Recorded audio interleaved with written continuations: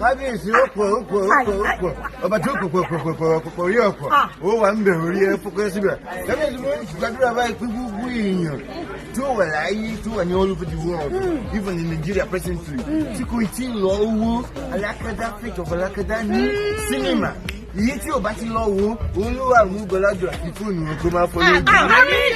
kí fóònù wọn kó máa fọlọ́ àmín Jésù tó bá recharge torí ẹ̀ tó ra data kò ní ṣó àmín Jésù tó bá wo di fake of alákàdá àmín Jésù lórí bẹ́ẹ̀ kó ṣe bẹ́ẹ̀ àmín Jésù all the world ni mo ní àmín Jésù tó bá lòdù káàdì ó máa lọ fìyà àmín Jésù kò bá tí wo fake of alákàdá àmín Jésù àṣẹ́gun àmín Jésù ọ̀rọ̀ jáde àmín Jésù àṣẹ́tẹ̀lẹ̀ àmín Jésù. mo wà tó àmì ìṣẹ̀lẹ̀ ọ̀fẹ́.